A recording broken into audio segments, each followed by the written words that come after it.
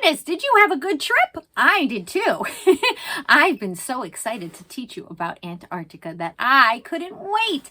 So I wanted to share with you some of the things that I have here. And then I am going to introduce you later to two of my special friends that are going to help me explain Antarctica even more. You know why? Because they've been there. It's so incredible. And I feel so lucky to know them and that so grateful for them to be able to share all of their amazing information with us. So this is a map of Antarctica. It's really, really big.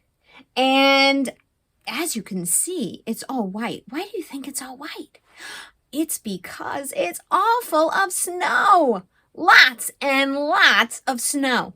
Now, what else do you see about Antarctica? It's surrounded by what? What is it surrounded by? It's surrounded by water. You're right. Antarctica is its own continent, and it is surrounded by lots and lots of water. We've got the South Atlantic Ocean, the South Pacific Ocean, and the Indian Ocean all around it. It makes that land an island. When a land is surrounded by water, it's called an island. And Antarctica is a huge, huge island. There are so many cool things about Antarctica that I can't wait to share with you. There are snowfields and ice cliffs, and there are so many incredible animals, including penguins. Now, my friends that have been to Antarctica are super duper experts on the topic of this amazing place because they've been there so many times. They are part of the United States Air Force Air National Guard, and they fly a gigantic plane called the LC-130H, also known as the Ski Bird. They are Air Force Amanda and Mr. Steve, and I can't wait for them to share with you all the cool things that they need to do in order to get to Antarctica and also what they do once they're there. Mr. Steve and Air Force Amanda, we're so excited to do this with us today and to share with you all the cool things that they've learned about in Antarctica. Now, of course, it would be really awesome for us to be in person, but I think we figured out the next best thing. Before we get introduced to my awesome friends, I wanted to share with you some pictures. Remember I told you that Mr. Steve took Wonder to Antarctica on a trip? A couple of times, actually. Well, I wanted to show you some pictures of his trip there. Here's Mr. Steve at the South Pole. How cool is that? Look at Wonder, he's standing on the South Pole. Now this is one of the trucks that they use to get around Antarctica. Look at those cool treads that they have on there. This way the wheels won't sink in all that ice and snow. Mr. Steve also brought our class flag and Wonder with him when he went to Antarctica. It has all the handprints and fingerprints of all of the kiddos that Mrs. Clemenson has taught through the years. And later on in the year, you're going to put your fingerprints on there too. That's right, everybody. You saw that temperature right. -54 degrees Fahrenheit. Whoa, that's cold. Look, there's Mr. Steve with a gigantic penguin. How cool is that? This is a picture of McMurdo Station, which is where the United States has their base. And look at all of that snow. It goes on for miles and miles. Wonder you are pretty lucky to see such amazing things. Wasn't that amazing to see our very own Wonder in Antarctica? My mind is blowing. Well, the best thing for me to do right now is to introduce you to Mr. Steve so he can tell you all about how he prepares for Antarctica, what he does when he's there, and also how he gets to Antarctica. It's so far away. So here is Mr. Steve sharing with you all of his Antarctic awesomeness. Hello pre-K4s. I want to tell you about a really cool place that I work in. It's some place that's really unique, it's really cold, and it's really far away. And it's really windy, there's lots of snow. It's a place called Antarctica. And this is a picture of Antarctica. And it's really huge. So our little state would probably fill in about this much space on Antarctica. And the rest is just a really large open area with snow and penguins, and there's just not much there. And if you notice on this chart, there's not a lot of roads, there's not airports, there's not parking lots, there's not buildings. It's all pretty vast, and to get around, it's really difficult. It's not like you can jump in a car and go to McDonald's or anything like that. It's really tough to get around. So to get around Antarctica, we need to use some really interesting types of airplanes, and I'm going to show you one of them. It's called the LC-130. Okay, pre-K4, this is the LC-130, probably one of the coolest airplanes you're ever going to see. It looks like a normal airplane. You got wings, you got engines, you got a tail, but some of the unique things that help us get around Antarctica, because remember I said there was no roads, there's no airports, is that we had to land on skis. So kind of like if you're sledding, or if you're actually skiing, maybe at a mountain, we used a very similar technique. We just went ahead and we threw skis at the bottom of our airplanes. So if you look over here, where you would normally see a wheel, you actually see a ski. And the airplane actually rests on this ski, and it allows us to take the airplane where there are no roads or no airports. Now this is a smaller ski. We call that the nose ski. We only got one of these, but if you look behind where the airplane's really big, the ski's bigger, because this is where a lot of the weight is. So this ski is very similar to what you would have on the bottom of your sled or the bottom of your skis. And that's how we're able to operate onto the snow. Another cool thing, if you haven't looked at these are our engines. They have a lot of blades on there. If you ever thought of, if you ever looked at a fan that you have in your house, if you put your hand behind that fan, you got air blowing behind you. They basically do the same thing, but it's a lot stronger, and that's what pushes the airplane, or pulls the airplane through the air. So between these engines, we got these engines that help us go, and we have these skis that help us operate on the snow. That's how we're able to get to where we need to go in that big place called Antarctica, where it's just covered in snow and it's really windy and there's not a lot of stuff there. Hello, pre-K4. Just want to show you how we get to Antarctica. This is a really cool globe. It lights up, shows the whole world. So we live here in New York, that little state right there. So when we go to Antarctica, we travel all the way across the United States. We land all the way over here in a state called California. Then we go to bed, and then we wake up in the morning. Like you guys get ready to go to school, we get ready to go fly. And then we go all the way across the ocean into the Pacific Ocean to a wonderful place called Hawaii. Again, we go to bed. We wake up just like you get up to go to school.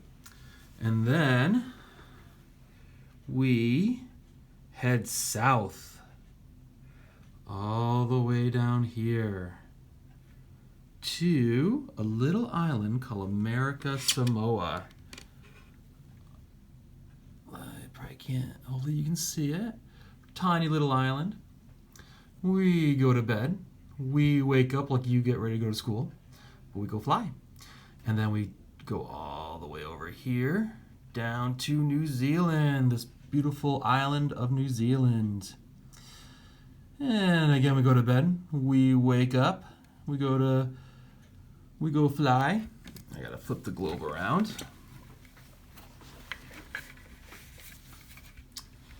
And then we take off out of New Zealand and head all the way down here to Antarctica, which is at the bottom of the globe. Takes us about 8 hours to fly from New Zealand to Antarctica. Okay, so Antarctica is really cold and the wind blows really, really hard. So to operate there, just like when you guys go out sledding or if you go skiing, you gotta bundle up, right? You gotta make sure that everything's all covered so you don't get too cold. Well, Antarctica is really cold, so we get some special gear. So everybody that gets to go down Antarctica get these really cool red bags, and it's packed full of some really cool stuff.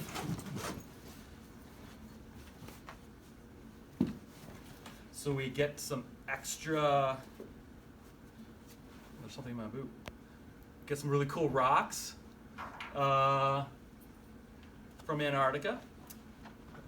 Oh, and this is where I usually hide the rocks I give you guys in my boot set to get them through customs.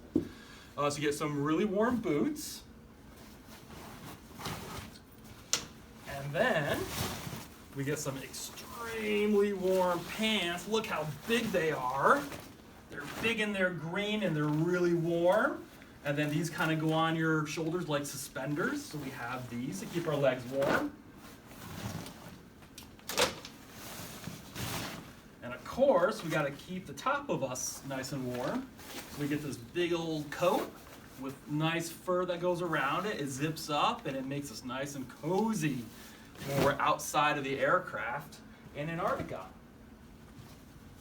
And if your feet start getting really cold, we get some extra boots. They're really thick.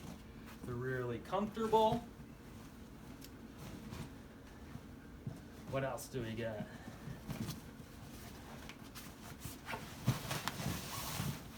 Oh, sometimes we get stuck. Sometimes we get stuck on the ice in Antarctica. We can't get back to our beds.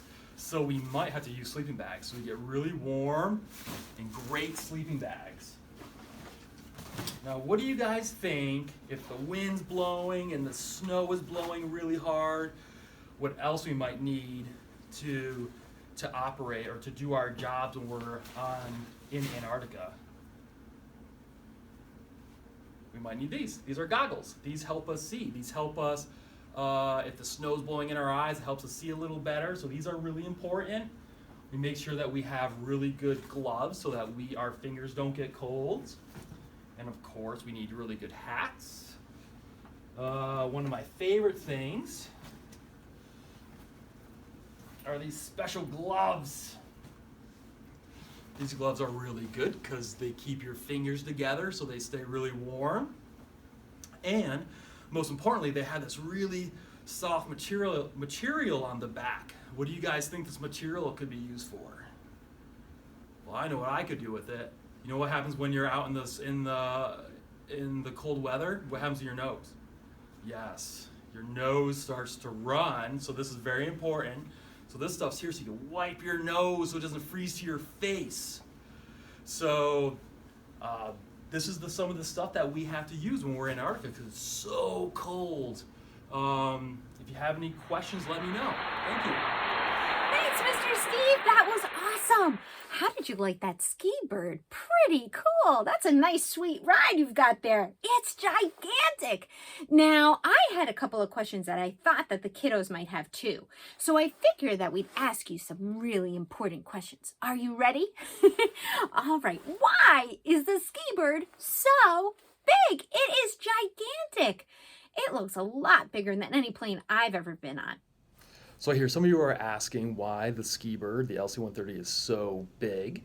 And the reason is all the cargo that we had to bring to Antarctica. So we might have to bring a really large truck or maybe a really large tractor so that they can plow the snow or make snow roads for everybody out there. We might have to move some science equipment because they're doing science there, and all that equipment takes a lot of people to run. So we end up having to bring a lot of people on our plane to get them to different areas so they can do their science and all the cool stuff they do in Antarctica. Remember you were telling us about those awesome rocks that you brought back for us from Antarctica? It made me start to think, why are there rocks in Antarctica? Isn't it all ice and snow? Very curious.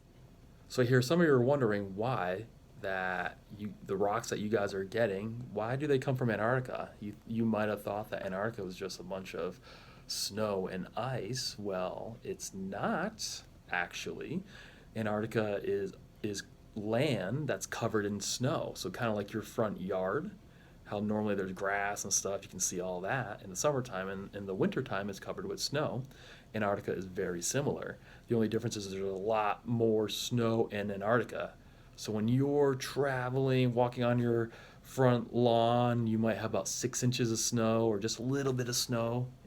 In Antarctica, the snow is deeper than your house. a lot deeper than your house. So there's a lot of snow there. So you might think it's just ice and snow, but there's a lot of land there too. So the rocks that you have are very special. They're not rocks that you would find in your driveway or in your yard. They got spit out by a big volcano, and we call that volcano Erebus. It's a really big volcano, over 10,000 feet high, and sometimes it burps. It burps, so the lava that's at the bottom of it, a little air bubble happens, it burps, and it throws the lava and it hits the ground and then it cools. And that stuff is called pumice. It looks like a rock and it's full of air bubbles. And that's why it's so full of air. That's why it doesn't seem that heavy. It seems a lot lighter than what a normal rock that size would feel like. We have been so lucky that you've taken Wonder and our class flag to Antarctica with you. Did you like bringing him along? Was he kind of a fun sidekick for you to have? So when I go to Antarctica, sometimes I bring Wonder and I take him on the different areas that I go to, and I really like bringing Wonder. And one of the reasons why I like bringing Wonder is because Antarctica is really far away, and sometimes I miss home, miss being with my family, miss being with the people I'm used to seeing. So when I bring Wonder, it's kind of like I kind of feel like I'm bringing part of my home with me, part of the people that I'm used to being around. That really makes me feel good.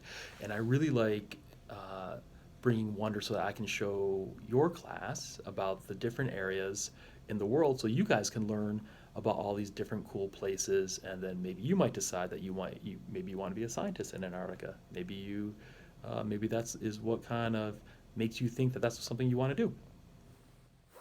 What do you like the best about Antarctica? It seems like such a cool place. I can't imagine actually being able to go there. What's your favorite part?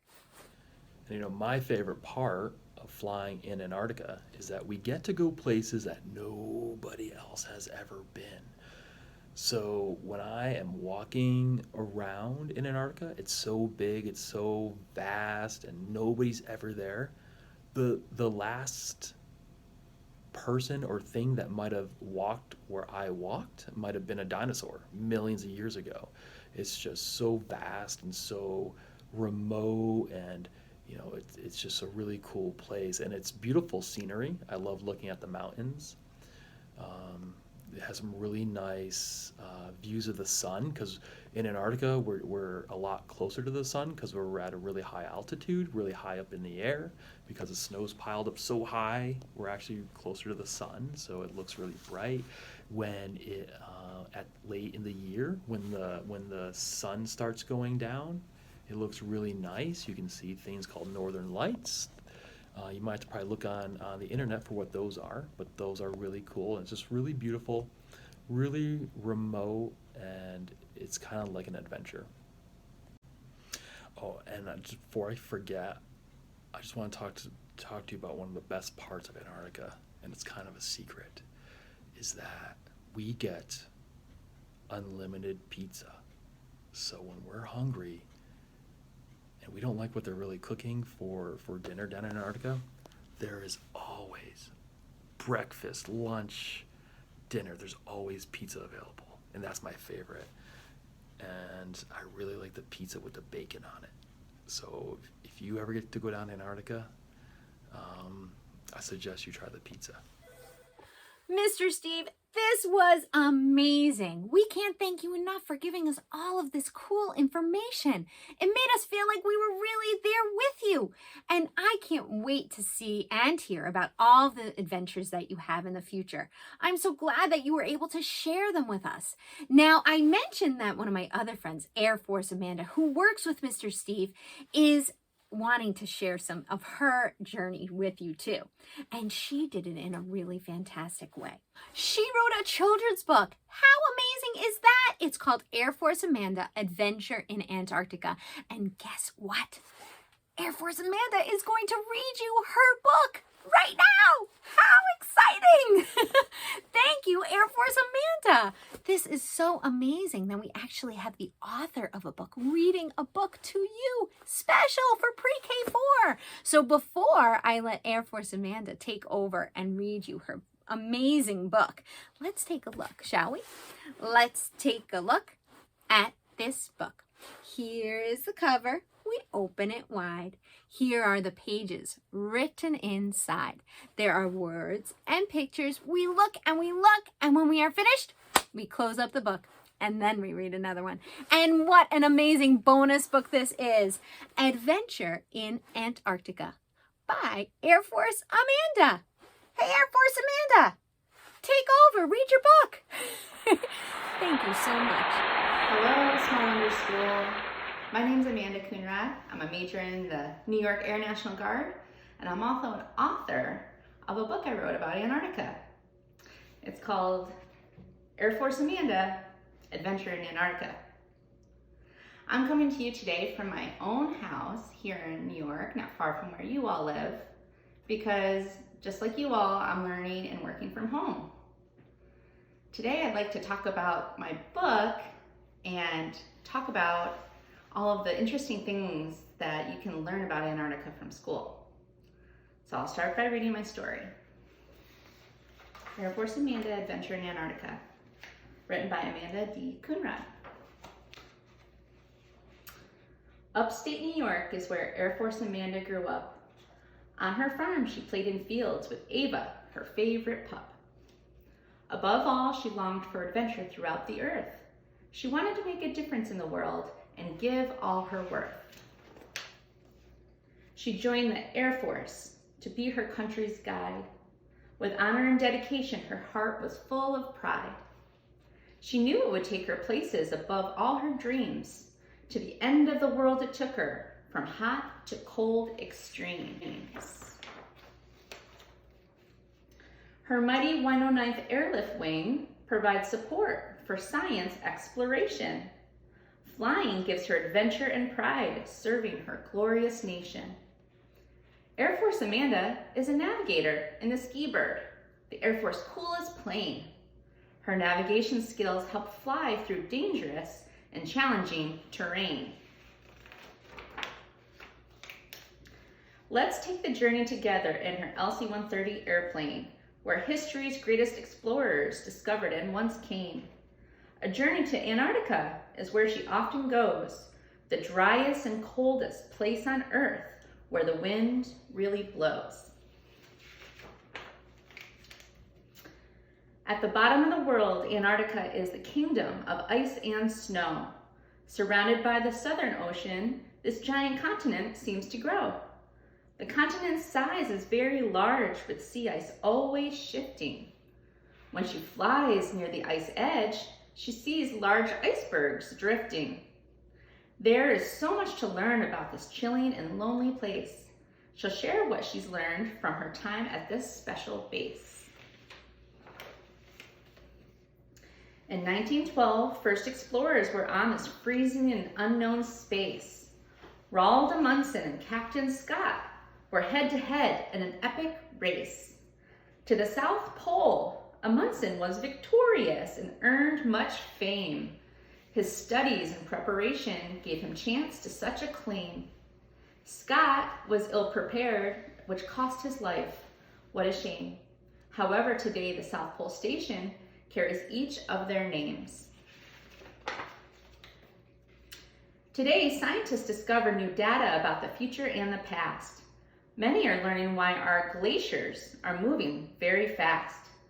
Many forms of the science are discovered every day. Amanda's favorite is the study of the native animals and how they love to play. From the depths of the ocean to the stars high above, science exploration abounds with a lot of patience and love. The orca and minke whales jump and splash, searching for food, while the Adelie and emperor penguins belly slide and waddle with joyous attitude. The penguins on Antarctica only swim and do not fly, but the skua birds and the snow petrels soar high throughout the sky. See the leopard and Weddell seals basking in the sun, nice and warm. Their skin and blubber protect them in cold water or during winter's storm.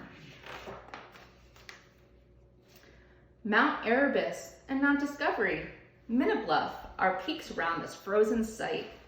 They all bestow on Amanda such beauty while her airplane is in flight. The majestic mountains around McMurdo Sound are breathtaking and unique. The colors of gray, blue, and white are seen on every peak. Thank you for flying with Air Force Amanda today. You too can find pride and adventure in your own special way. Adventure can be found throughout the world anywhere. It's up to you to reach for the stars. Try it. It's a dare.